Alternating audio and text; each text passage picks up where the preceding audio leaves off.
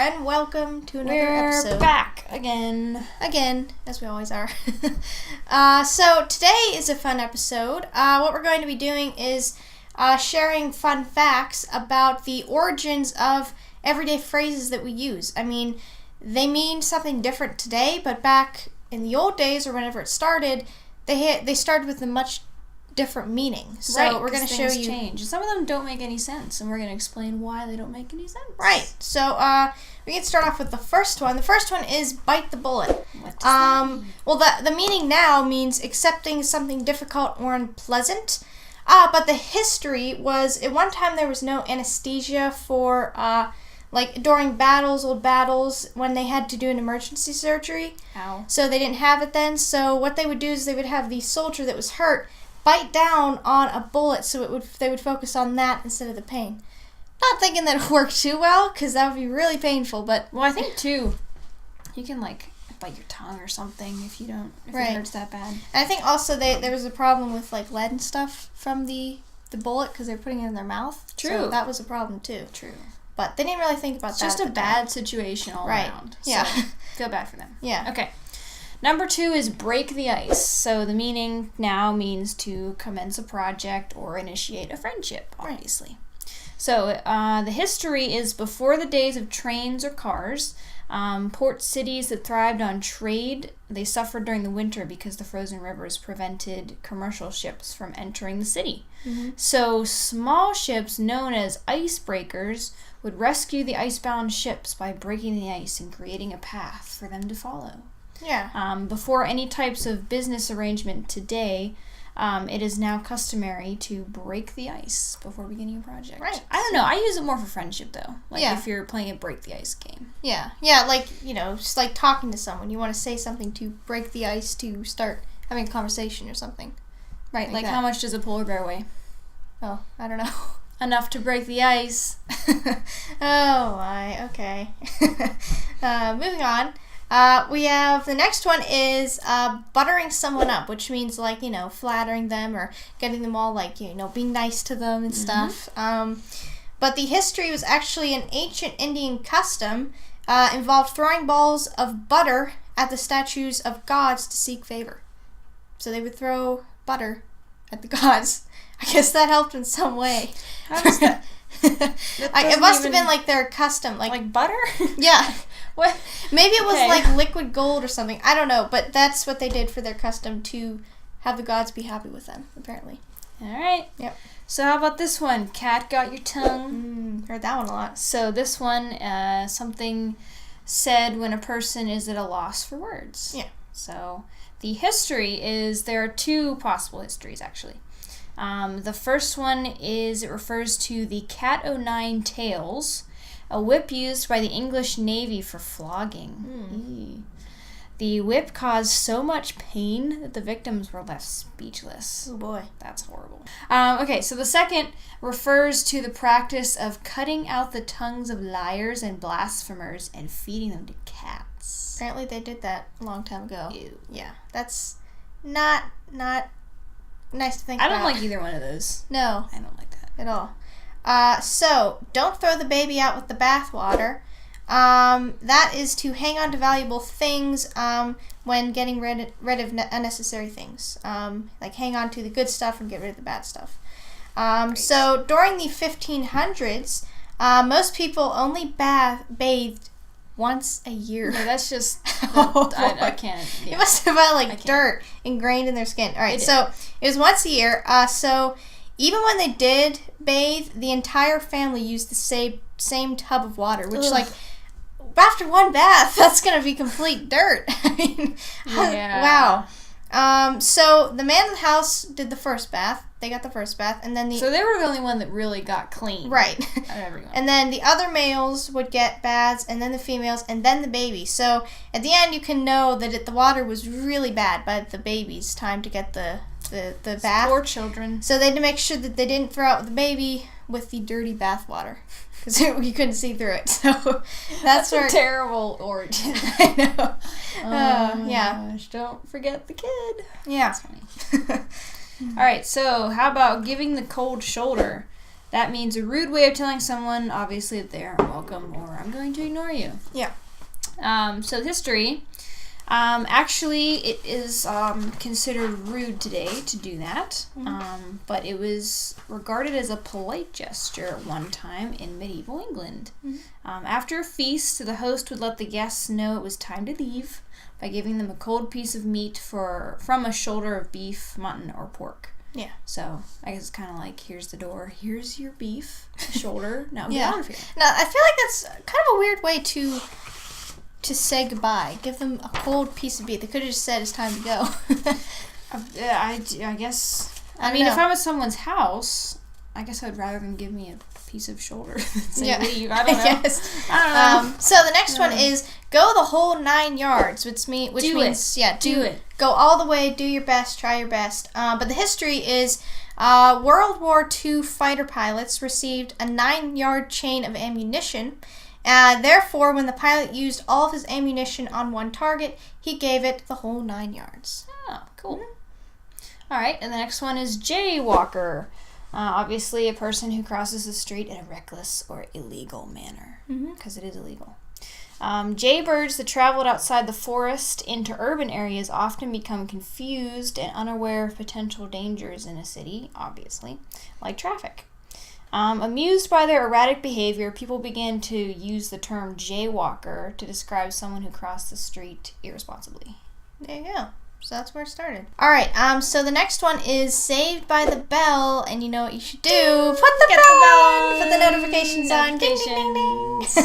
All right. So that means being rescued from an unwanted situation. You're saved by the bell. So pretty much what it was back in the old days. I'm not sure exactly how this happened, but people that were in comas, they would put them in special coffins if they thought they were dead, but they weren't. Or they wanted to be absolutely sure that they were dead, so if they wouldn't bury them yet. If they weren't positive that they were dead, they would put them in this special coffin that if they did wake up from their coma, they would ring a bell that was above the coma, and guards at night would listen for bells to bring people out of the coffins. So this would happen. Terrifying. Yeah, but that was just for certain people. They would make special coffins for them. I guess, in case you weren't dead. Yeah. All right, so how about spill the beans? Obviously, reveal a secret is what it means. So in ancient Greece, beans were used to vote for candidates entering various organizations. One container for each candidate was set out before the group members, who would place a white bean in the container if they approved of the candidate, and a black bean if they did not like the candidate. Yeah, and you couldn't see through these jars. Right. Sometimes there would be a clumsy voter who would accidentally knock over a jar. Yeah. Revealing all the beans and allowing everyone to see the otherwise confidential votes. Yes. It's not a very practical way to get it was votes. like one person. Yeah. Like this one person always knocked the beans over. He was super clumsy. Yeah. You spilled the beans again, Jerry. Okay, so the next one is waking up on the wrong side of the bed, which means you're moody and crabby in the morning. And people say, not all the time, sometimes. Yes. Okay, so in ancient Rome, the left side of the bed or anything having to do with that was obviously often associated with something sinister. So, to ward off evil, innkeepers made sure that the left side of the bed was pushed against the wall, so guests had no other option but to get up on the right side of the bed. Look at that. There you go. Look at that. All right, how about to rub the wrong way? So this means obviously to get annoyed by somebody. Right. So early Americans during the colonial times would ask their servants to rub their oak floorboards the right way. Right. The wrong way, which meant not wiping them with dry fabric after wet fabric, would cause streaks to form and ruin it, leaving the homeowner very annoyed. Yeah. Like, why would you do that? Make sure you rub those the right way. Okay, so this is kind of like spilled the beans, except it's letting the cat out of the bag, which is, letting a secret out of your mouth, pretty much. How about your elbow? All right, so the history of this, in times gone by, in the past, farmers would bring suckling pigs to markets wrapped up in a bag. Now, some cheaters would put cats in the bag instead of pigs. So if the bag was accidentally opened, everyone would know you cheated and you brought a cat instead of a pig. Oh, you... No, pig no. instead of... Wait, no, cat instead of pig cheating person. Yeah. Alright, so how about getting caught red-handed? So when you get caught doing something wrong. This saying originated because of a law. If someone butchered an animal that didn't belong to them, he had to be caught with the animal's blood on his hands to be convicted. Right, that's the only way. Being caught with freshly cut meat did not make the person guilty. So, had to have blood on your hands. Right. Okay, so the last one we have is eat a piece of humble pie, which is like, don't be too, don't be like high up there. Get back down to the bottom. Be real. Be real, yeah. So, like making an apology and suffering the humiliation that went along with it. Okay, so pretty much during the Middle Ages, the lord of a manor would hold a feast after hunting, and he would receive the finest cut of the meat at the feast. But those of a lower standard were served a pie filled with the entrails and the innards, known as the umbles, not humbles. Yeah, so they didn't get the entrails. No. So therefore, retrieving would be getting umble pie, not humble pie. But it was considered humiliating because it was informed to others in the attendance of the guest's lower status. So that's when it became humble pie. Interesting. Right. They just added a letter. That's all they did. Right. So, hope you enjoyed those facts. Learned something new about everyday sayings. And now, it is time for the Chamber Treasure Box. R-A-T. Let's see. Let's take this one. We'll do the giant one. Okay. This is like our older box things. So he has to think like a cat. Ooh, interesting. I have to think like a cat. To let you out of a bag. Yes, exactly. Alright, would I rather never eat my favorite food again... Oh, wait. Never eat my favorite 5 foods again, or only eat your favorite 5 foods... Hang on. Here, let's try this again. Would I rather never eat my favorite 5 foods again, or only eat my favorite 5 foods for the rest of my life? Let me put it in a simpler way. You have 5 favorite foods. You have 5 favorite foods. So would confused. you rather only have to eat those for the rest of your life, or never be able to eat them again? Oh. Yeah. I feel like I'd just become fat. I only eat them because I like things that aren't good for me. But I don't know.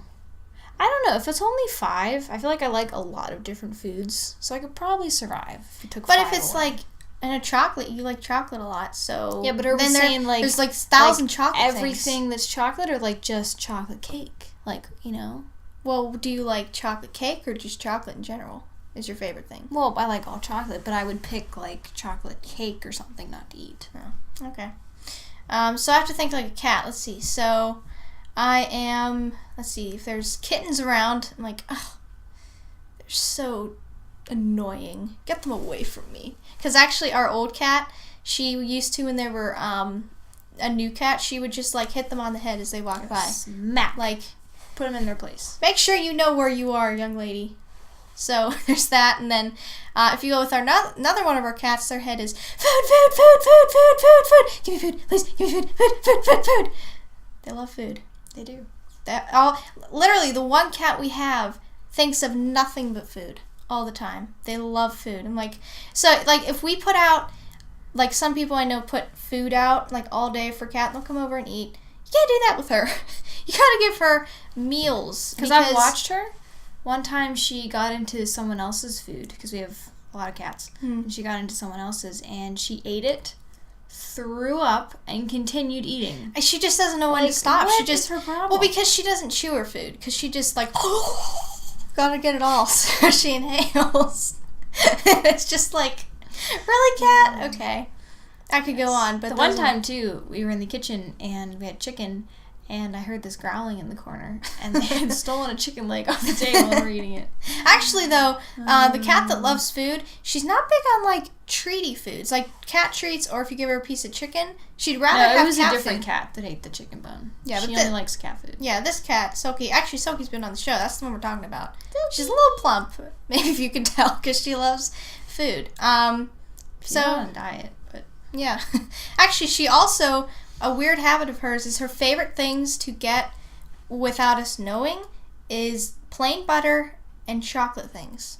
Yeah. Like if we leave a cake out on the table, we have to cover it with something or else she'll like lick off the chocolate cake. Or if we leave a butter dish out, she'll go over there and lick it. That's like the two things she loves. I don't know why. She's crazy. Weird. So, again, hope you enjoyed this episode. Make sure to give us a like and a comment, and make sure to subscribe. Make sure to subscribe and press the bell so you get all of our videos in your notifications box. And we'll see you next week. Bye! Hey guys, thanks for watching that episode. If you'd like to subscribe down here, you can subscribe. And if you'd like to watch a previous episode, you can click up here. If you want to watch a random episode, you can click down here and you go check out our channel. And we'll see you next Thursday. Bye!